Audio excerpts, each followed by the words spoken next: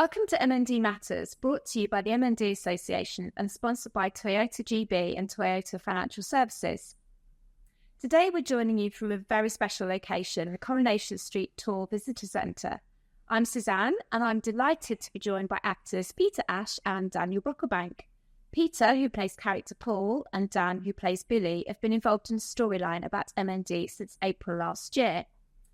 So together, alongside some of Peter and Dan's castmates and journalists, we've just watched a preview screening of Paul's final scenes on the show.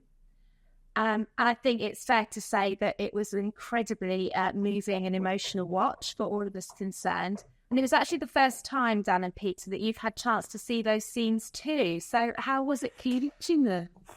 It was emotional, wasn't it? Yeah. And because we filmed it over 2 months ago, forgot a lot of it as well. So, yeah, I think it's. I was really nervous before we started, just because it's such a big episode, and like Pete says, it was a couple of months ago now since we shot it, so I couldn't quite remember the order in which things happen, but I'm really pleased with it. Yeah, it's beautifully done.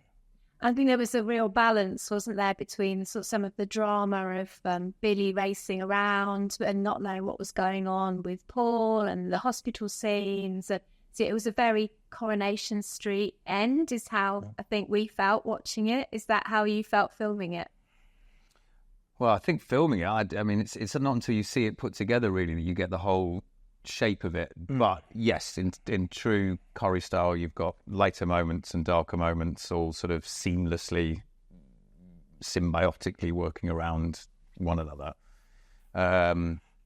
Filming it, we were just in tears for weeks. Oh yeah, well we've been it's been what it's been like for months, isn't it? I guess every new script we got, oh, have you read this? It's heartbreaking, isn't it? We've run out of tears. Yeah. Really low sodium. Absolutely, yeah. But no, that's something I think the Corrie do great. They get the comedy as well as the real pathos and stuff as well. So, yeah. So we haven't just relied on ourselves to come up with questions. We've actually gone out to the MND community and asked them what they wanted us to ask you. So I'm just going to read some of those questions out and just tell us your thoughts. So Kelly asked, did you enjoy the storyline, even though it was hard to do? I think enjoy is perhaps an interesting word to use there. I'm sure you'll have some better ones. Yeah, although I struggle, I've said this in a lot of interviews, I always say enjoy, but then I say enjoy is probably not the right word. I don't know what the right word would be, but it's been... I mean, we have enjoyed it. We have enjoyed it. From an acting perspective, it's been challenging. But obviously we're aware of such a heavy... Yeah, but we've always been aware that we've been representing real people and their situation. We adore working together, so that was enjoyable. Yes. I've had an absolute ball working with him. Oh yeah, back at you. Considering that sort of, how heavy the content is that we've been shooting, we've still been able to finish work despite maybe crying solidly for 12 hours. Going home feeling like you've done a good job, that you've represented the community well. So yeah, there have been elements of enjoyment. Obviously, it's been heavy as well, but I've enjoyed it. I have. Yeah, I understand though what you're saying. Absolutely, that it's tough, and I know there are a lot of people who have, quite rightly said they can't watch it because it's too close to home for them. Totally understandable. Obviously, I mean. This scenes there where Paul's, it is pretty harrowing when you're watching, and that's watching myself as well, which is weird. But yeah, it's to imagine that happening for real, it'd be absolutely horrific. Yeah.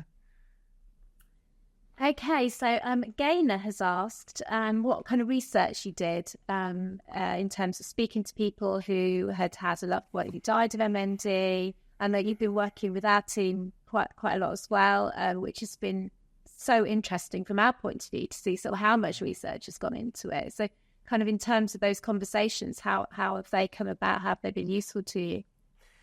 Absolutely. I personally knew very little about MND. Obviously, Dan has personal connections, so he was a great source of insight for me.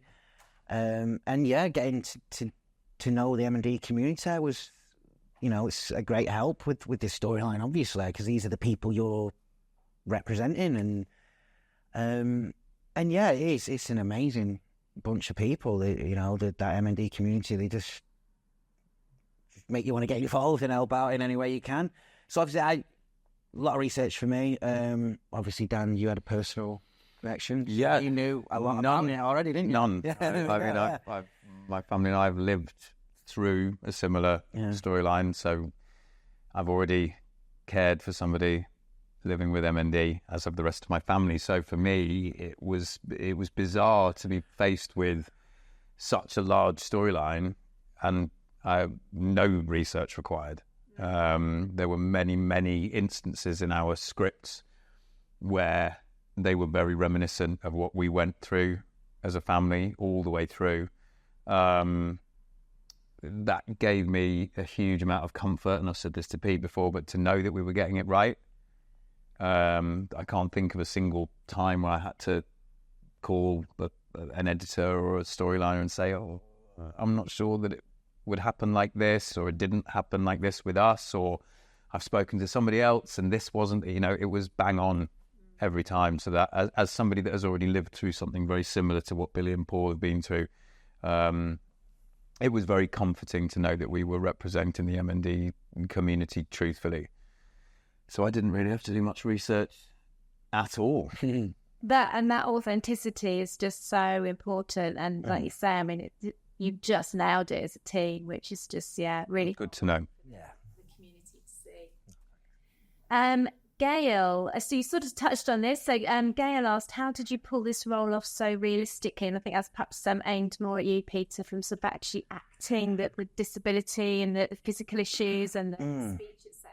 Yeah, it's, I guess, just, I don't know, with the pressure of knowing it is something that real people are dealing and living with, and it kind of gives you that extra push to get it as right as you can. And it was always said as well with M&D, it's so different for every person. Everyone has a completely different journey to it. So, in a way, we couldn't get it too wrong in terms of the timeline of it all. But, and I guess we've been very lucky that we've been playing this out in pretty much real time as well, which I think has helped a great deal as well. It's give us a time to focus on every little moment and let them breathe. Brilliant, thank you.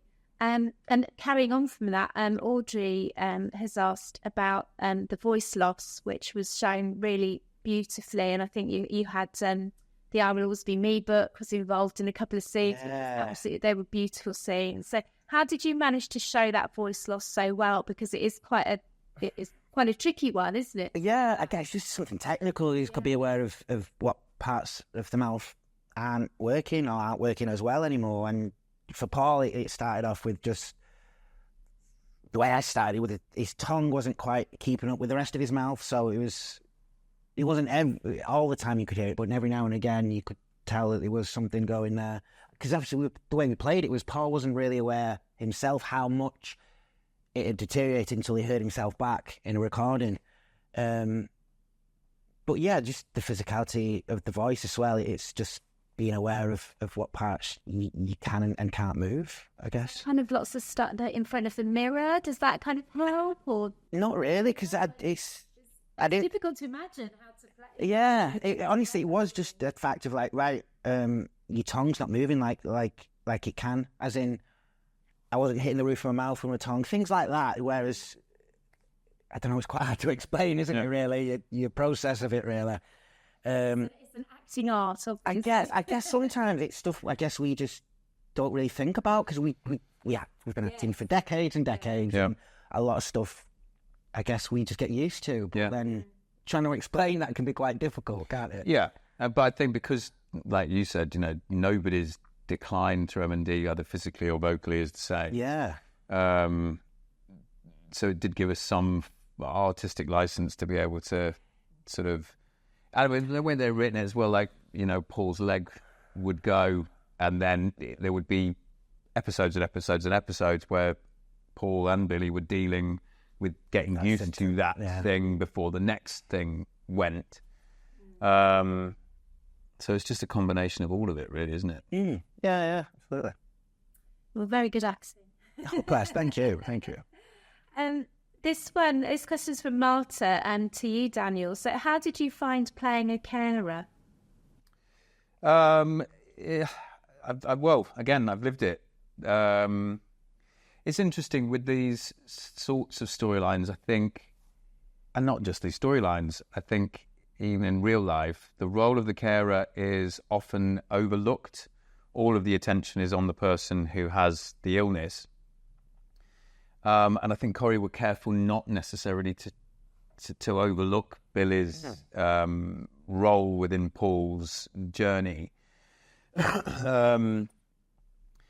And I think they tried to show how difficult it is for somebody to be caring for somebody 24/7, even though, they love them dearly. And then, obviously, after Paul, eventually goes, there's, as happens with carers, there's this void. All of a sudden, you've given up your life to care for somebody else's, and all of a sudden, you now have 24 hours in a day that need filling. And it's almost unimaginable as to what you're going to fill them with, because that person that filled that 24 hours is no longer with you. So I think it was important. Again, our research team, our writing team, they didn't want to let people living with MND down, but they also didn't want to let the people who were caring for somebody living with MND down either. And I think we've been able to show that. Oh, absolutely. Yeah. No, it's been lots of...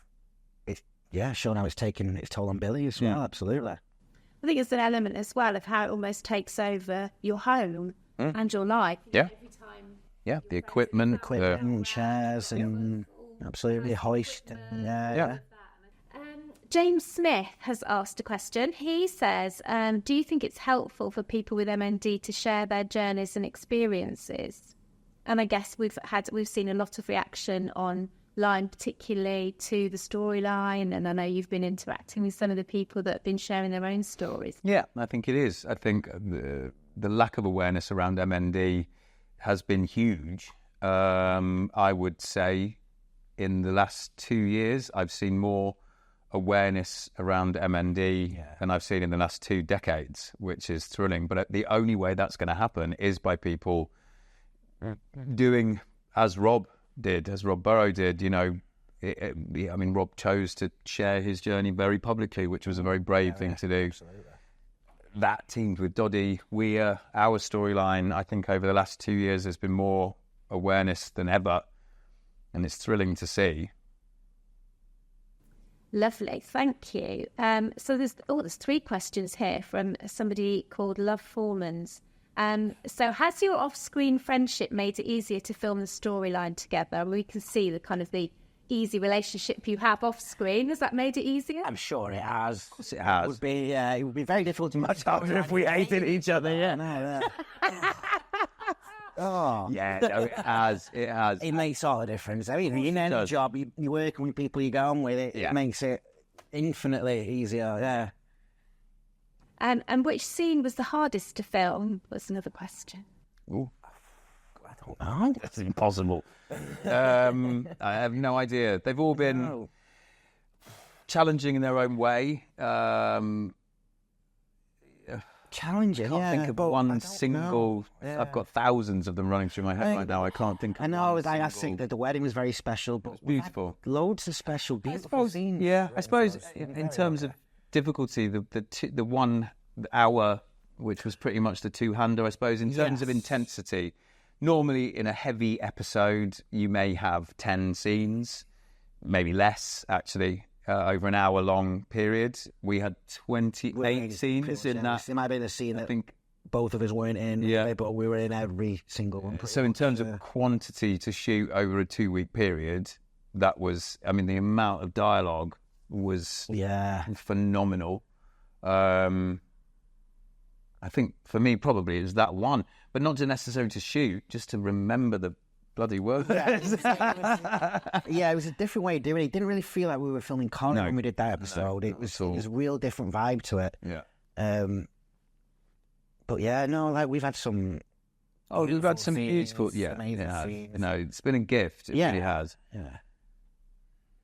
And sort of following on from that, really, about sort of how tough it has been, did you find it easy to switch off after filming such hard-hitting scenes? No. No, I think once it's that intense, you're filming it all day, then you get home and you've got to sit for another 2 hours learning it for the next day, and then you go to bed. So it's incredibly difficult. You're either crying reading it, crying performing it, crying watching it, crying learning it. I mean, we luckily, because we get on so well, we've had a giggle where we've been able to grab one. Yeah, no, absolutely. But yeah, it's been a tiring 18 months. Very intense. Exhausting, emotional. Yeah.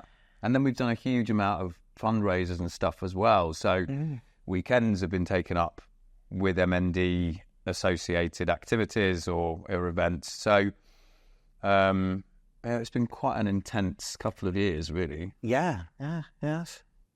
You've really thrown yourself into it, and I think that's the community has seen that, and there's so much gratitude for what you've done. Not just on screen, but also the awareness that you're raising outside of the job. What you've chosen to give your time, which to do fundraising and awareness, which is amazing. So yeah, thank you.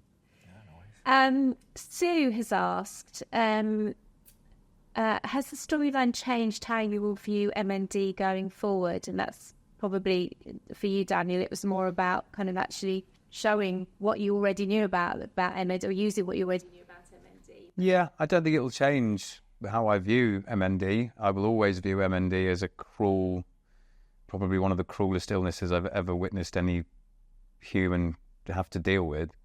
I'm just proud that we've been able to tell this story so publicly, commemorate my grandfather to some degree, and then the hundreds of people that I've now known over the last 2 decades and their families, to be able to tell their story publicly, to be able to show people what this cruel illness does and how it affects those around the people who are affected by it. So no, it's not changed my opinion at all. I will leave this storyline knowing it's as cruel as it was when I went into it. Absolutely.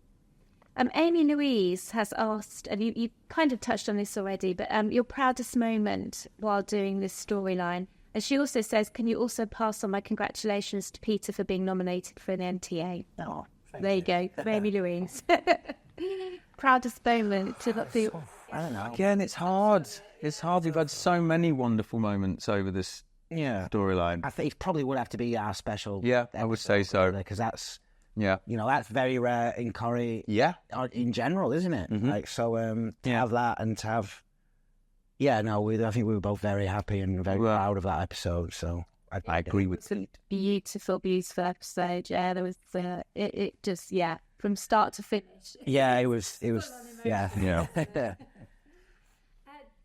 Janet has asked, how did the storyline affect the way you thought about your own lives? And I guess there's something there, isn't there, about sort of being able to not have MND in your own life and have MND on screen, as it were. Oh, yeah. I mean, we're so lucky that at the end of the day, we got to walk away from it, quite literally. But to imagine that happening in your own life, it just makes you want to grab every moment, doesn't it? Really? But I do think we forget, generally and every day, we all of us forget that, any second could be your last, whether it's through MND or not. So it's important to try and maintain a happy demeanour regardless. Life moves too quickly. Exactly. Got to live especially when you're having fun. Last 18 months have blown by. Past 6 years. 6 Wow. No, that's true. Yeah. This is a special question from our MND Association fundraising team and to Peter. So how was the atmosphere when you ran the Manchester 10K? And what's your advice to people thinking about signing up to the event? I think it was your first 10K, wasn't it? Second this year. I did it last year. The atmosphere is amazing. It's incredible. I would advise anyone who wants to do it to train for it, because I would have, and I really wanted to. I was just so busy. Too busy. That's not a lie. We were. You'd sit there in the pub with a pint, you'd go, really should be training right now. And if I can do it without training and survive it, then, if you do training, you'll smash it, absolutely. But no, honestly, it's an amazing atmosphere. It's quite emotional bits as well. You see people running for lost loved ones and people cheering them on. It's an amazing atmosphere. Do it next year, Dan. You need to do it. No, listen. I met you at the finish line for beers. You did. I was there supporting you. You running in that episode? No. I can see you doing that. My body's not built for running. I haven't got the ankles for it. I'll get him doing it. So just that was the end of the questions from our community, but just sort of from just out of interest, really, what's next? I mean, you're sticking around, aren't you? Yeah, I've just signed another year on the show, which takes me up to November 2025. What they will have in store for me between now and then. Who knows? I can't wait to see. I will ring you to make sure that you're still watching it. I'm going to send you questionnaires. But I don't know. I don't know what they have in store. Well, yeah, it's Corrie, isn't it? It's Corrie. Alien abduction. I don't know. We had a sinkhole. That's already happened. Yeah. Tornado, maybe. I don't know. Who knows? I don't know. Yeah, well, no, I'm just plucking those from obscurity. I can't say that I've had any meetings. No, honestly, I don't know. I think, inevitably there's going to be, I think it would be, I would find it very odd if they moved Billy on into another relationship too soon. I would say so. Well, and rightly so, Yeah, but no.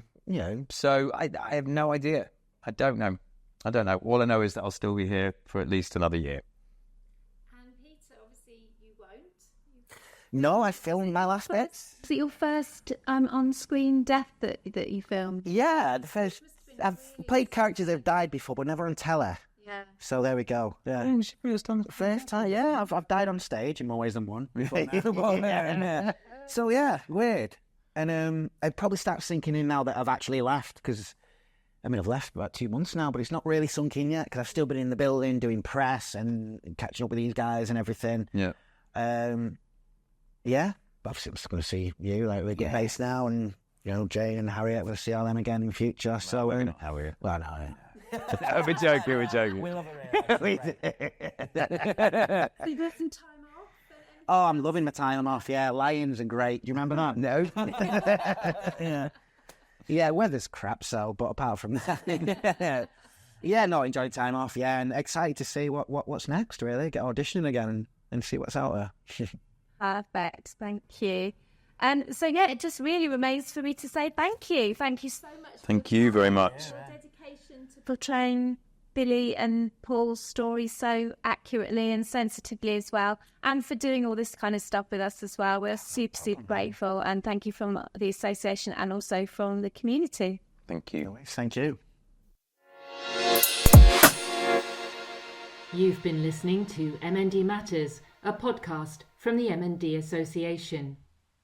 If you've been affected by any of the issues raised in this episode, please visit our website at mndassociation.org for more information and how to contact us.